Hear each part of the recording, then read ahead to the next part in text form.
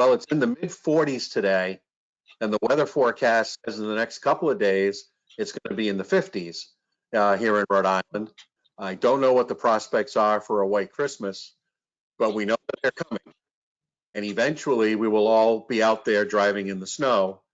The saying goes around here, whenever we go out to drive in the snow for at least the first time, we all forget how to do it and go out and do all the crazy things that we would normally do in July, except we're doing it in snow and ice. So we wanted to talk today with some experts, two of our driving instructors who are out there or will be out there driving with students in the winter and probably have years of experience themselves. Dexter Wilson works out of our Providence office as a behind the wheel instructor. Gary Driscoll, a former police officer, works out of our Cranston office, also as a behind the wheel instructor. Welcome to you both, and we're looking forward to your expertise. So we know that winter driving actually begins before we even put the car in gear.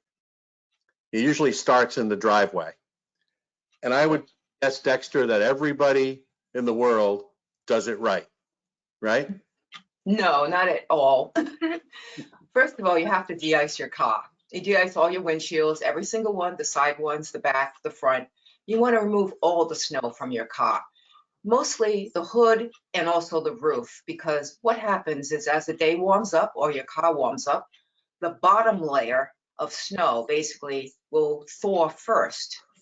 And once it thaws, that whole piece of snow that's on the roof or the hood of your car is free to fly off backwards to obscure the vision of another driver, or if you put your brake on, it can slide forward right onto your windshield, and it might take your windshield wipers a little while to get started to wipe all that snow off. And it's very dangerous to have your windshield blocked or to obscure the visibility of another driver, not to mention your headlights. You want to really have those headlights on, and if there's snow covering your headlights, some cars have windshield wipers on their headlights, but they're going to be frozen. You want to get it off manually. So that's one of the things that most people kind of are a little lazy about doing, is clearing all the snow off. You want to think about yourself for your safety, but you want to think about the other people you're out there driving with. And that's why you want to clear as much of the snow as possible off your car and de-ice your car before you actually get in it and start driving. And of course, you want to warm your car up too. And Gary, have you ever noticed anybody who only clears enough snow from their windshield blade can do?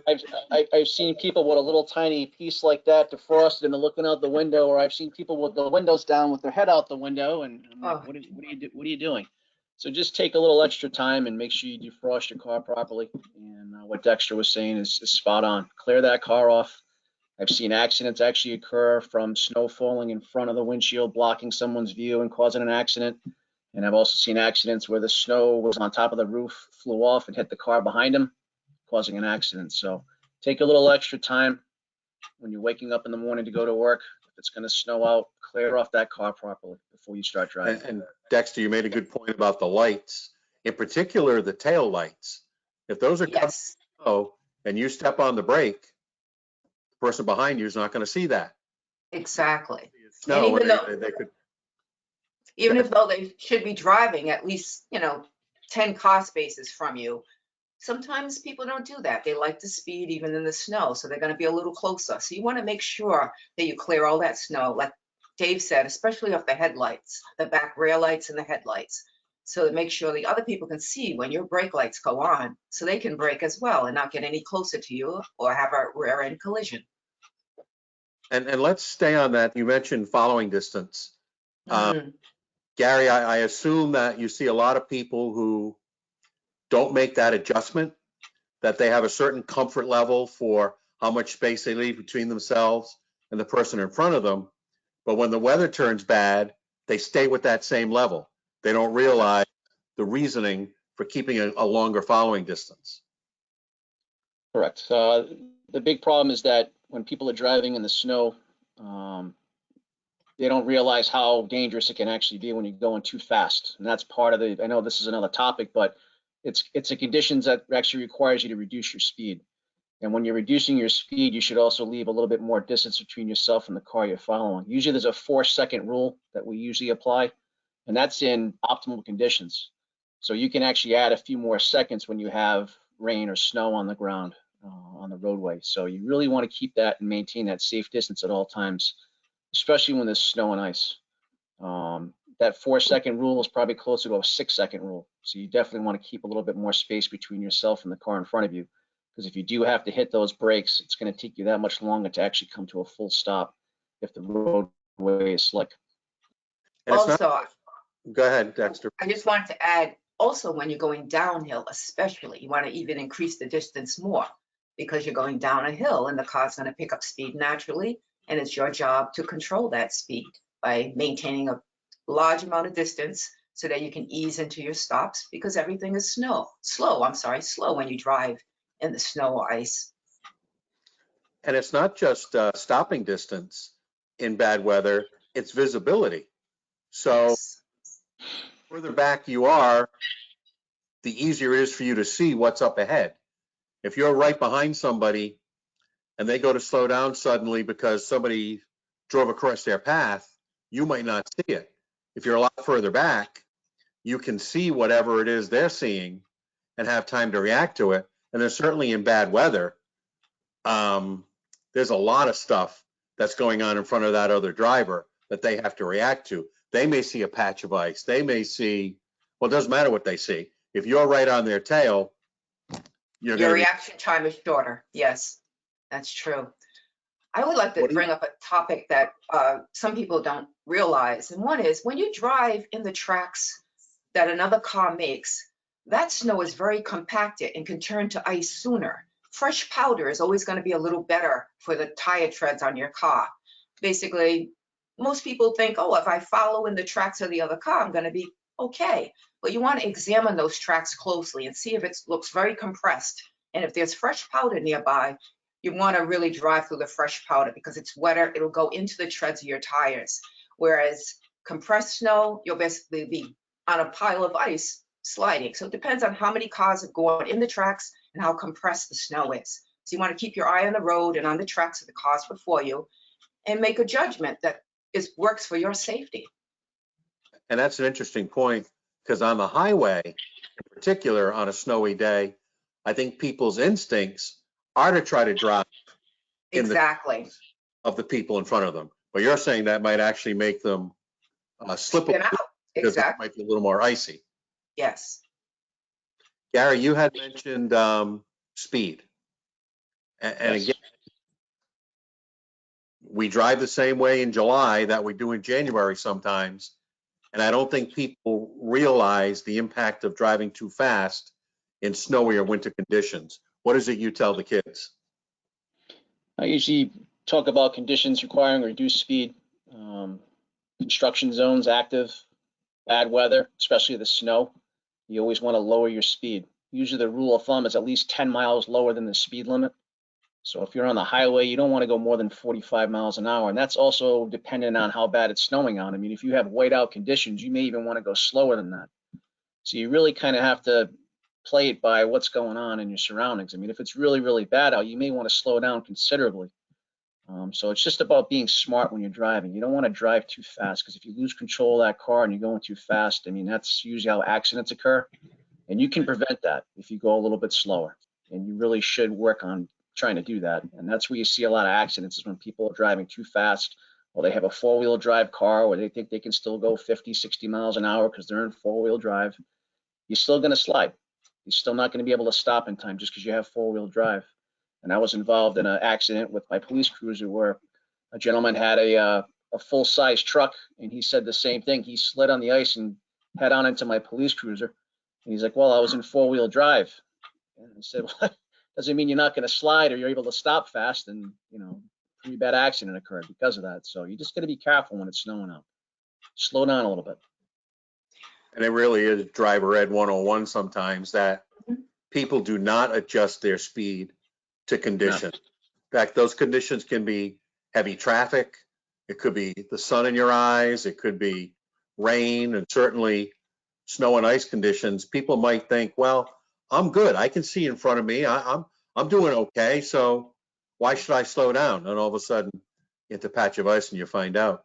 Go ahead, Dexter. Well, Even as a police officer, whenever there's bad weather out, we actually lower our response. Even if it's an emergency, we're told to go slower because of the weather conditions. So if we're going slow to save somebody's life, if you're just going down the street or going from point A to point B, there's no reason why you shouldn't do it. Sorry about that. I'm gonna cut you off, Dexter. No, you're fine. I just want to mention good judgment goes a long way. For instance, if you're riding on a tree-lined road, usually the sun will hit one side of the road more than the other. So the part that's in the shade with the trees, most people don't really realize that side is going to be a little icier. So if you're in a 2-lane and you got a chance to be in another lane where the sun was, the snow is going to be a little wetter in that area. You have a better chance of not skidding. So you just want to notice the road you're driving on, and just a little common sense goes a long way. And that's a great point. People sometimes don't understand why at intersections it gets a little bit slipperier on icy or snowy roads. And people don't realize that when you're idling, that the heat from your car is melting the ice and snow below, and that makes it even slipperier. Yeah. So 50 feet back, it might not be bad, but when you step on the gas at a stop sign, all of a sudden you're going left and right, and you're wondering why. It's because that's a slippery part of the road. Exactly. And you should always be easing into your takeoff. You don't want to, you're not on a race or anything. You don't have to burn rubber to get, especially in snowy conditions, but mostly anytime, especially with the new cars now, they have to start up some of them before they get going. So you're really not racing someone next to you at a stop sign or anything. So in snowy conditions and icy conditions, you want to, stay in the lower gears and just ease off so that, you're going to be safe and you're not going to cause an accident that, affects the lives of other people. Yeah. Now, depending on how old you are, when you took driver ed, you were taught to steer into a skid, which is fine, except for the part of the population who doesn't know what that means.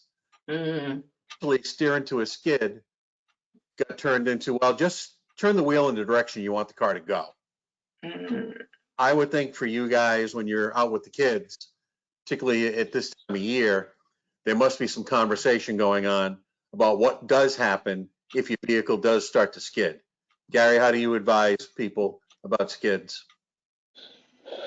That's probably one of the most difficult things because unless you've experienced it numerous times, it's tough to teach that. And it's definitely not something I want to do in somebody else's car, especially a AAA car. The big thing is don't panic. And that's unfortunately what most people will do when they finally start skidding for the first time. I know I did it when I first hit the snow and started fishtailing.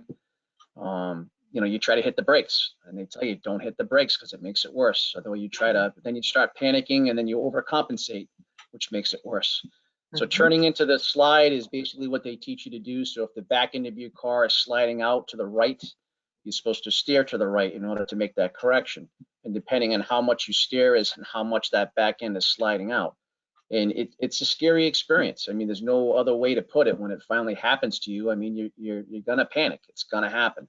There's no way to really, unless you train in that all the time or your experience where you're constantly driving in snow and you're sliding and skating all over the place.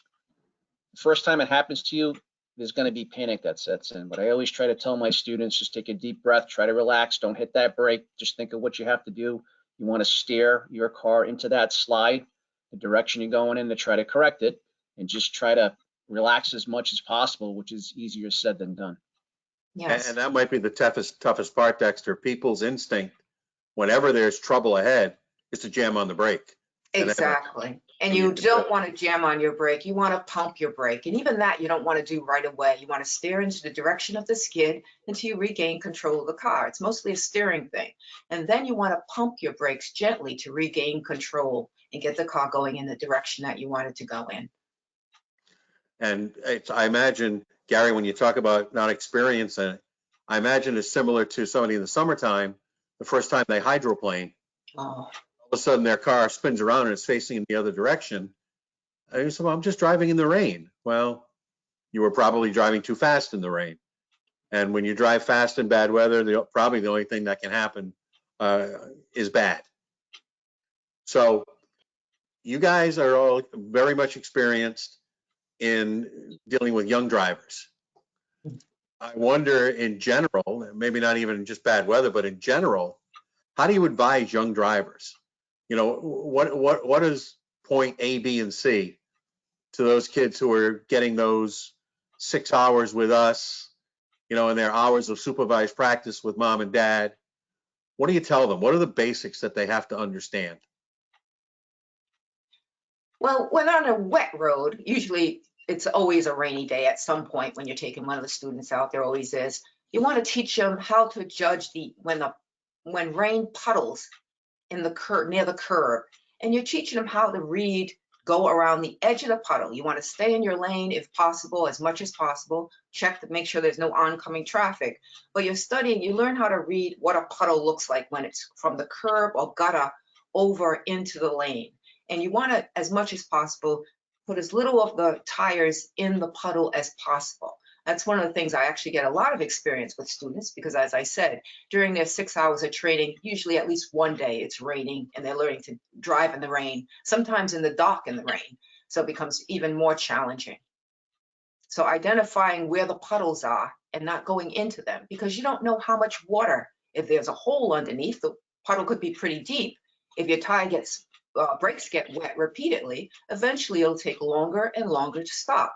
And so rain or snow, that's pretty much a good criteria. Learn where the plows are when they have snow piles so you can go around them and navigate around them, but mostly in the rain, know the difference between the drier, wet look of a pavement and the real puddles, and know where the edge is and try to use the edge. And Gary, what's the first thing you tell a new driver, especially if it looks like they don't know where the key goes? Well, I usually start from the very beginning. I go over the entire car with them, directionals. Sometimes they don't know left from right, so you kind of have to explain that one to them. So I usually know on that question how my day is going to go. Really, it's learning the basic fundamentals like anything else. You have to have a good foundation.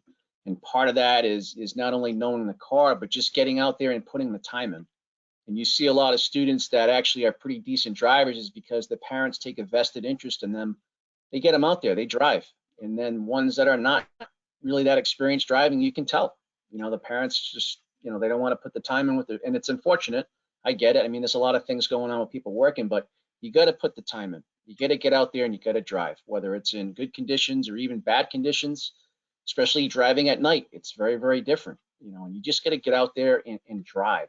And the other thing I try to teach my students is you got to be a defensive driver. It's not always you have to pay attention to all the times, but it's other drivers.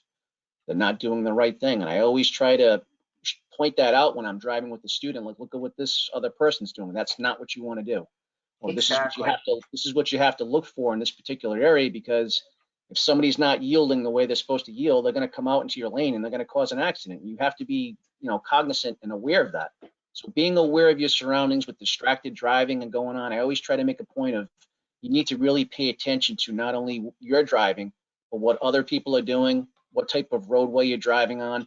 There's a lot to this. It's a big responsibility driving a car. It's not something you should be taking very lightly. I mean, it's a tremendous thing to get your license. It's your first touch of freedom, really. But you have to take responsibility and you have to put the time in there to build your basic foundation and be a good driver. And I can remember us telling parents, and they would be surprised when we say to them, it's 5 years before any new driver is any good, Right? Just because of experience. You can't go out there and practice the dog running out in front of your car. Right. There's just so much that you only learn once it actually happens to you. And at least it used to be anecdotal, but there's probably some truth to it. The first 6 months that kids have their license, they're actually not bad because they're being really careful. Then in the second half of that first year, they start to feel a little more confident, and mom and dad loosen the reins a little bit. And then all of a sudden we all find out, well, they weren't quite as ready. They hadn't practiced driving in bad weather.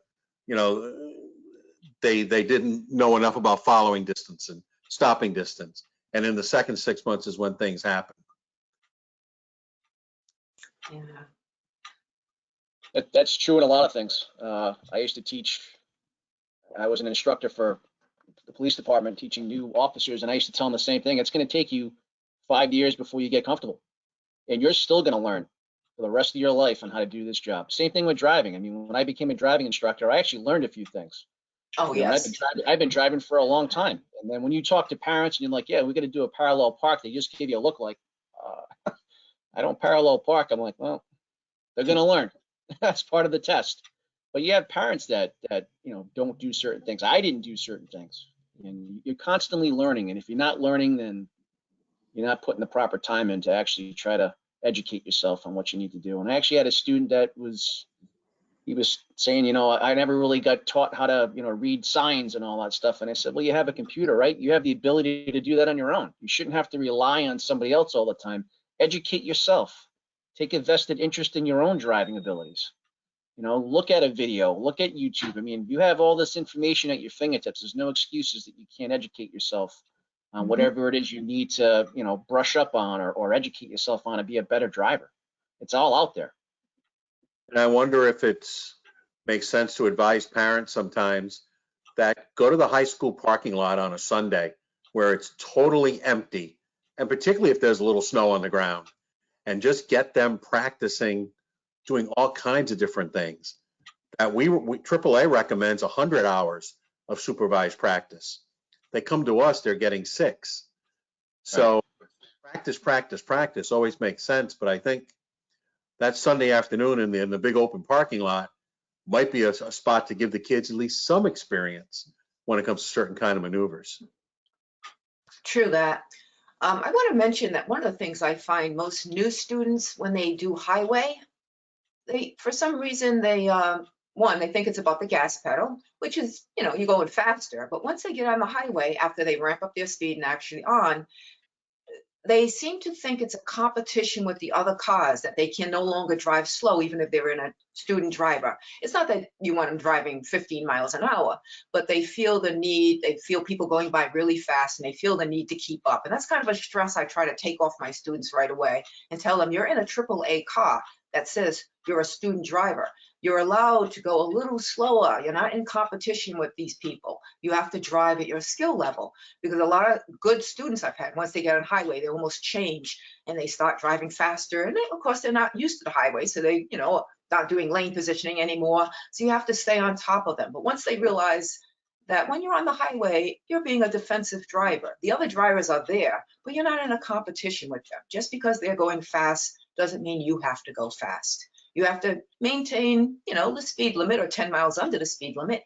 But in a student driver car, you actually stay in the slow lane. You can go a little slower. People will see it's a student driver car, and they'll understand that you're not a full, experienced driver. You're a new driver. But try to, the students, competition is one of the biggest things I guess that they're into, because they're getting ready to go to college and they're, doing a lot of stuff like that. So they feel very heavy when they get on the highway in terms of, I got to keep up with the other cars. There's a little more stressful condition. So I always try to take that stress away from them and let them know that we're going to stay in the slow lane. Don't feel pressured. You're not trying to keep up. Don't compete with these guys. They may be competing among themselves, but you don't have to join them. And I feel that's an important point to make. Most of our drivers know that, but most parents, they don't think about things like that. The pressure the student is under when they do their first highway. Well, this has been an interesting conversation, and common sense tips, for things that we might take for granted, but not everybody else knows about. But fortunately, our students at the AAA Driving School benefit from your experience and your expertise to make them lifelong safe drivers, and we appreciate that. Dexter and Gary, thank you both so much for joining us. And It's been very enjoyable. David, Gary? Dexter, David. All right. Have a great day. Thanks, Mark.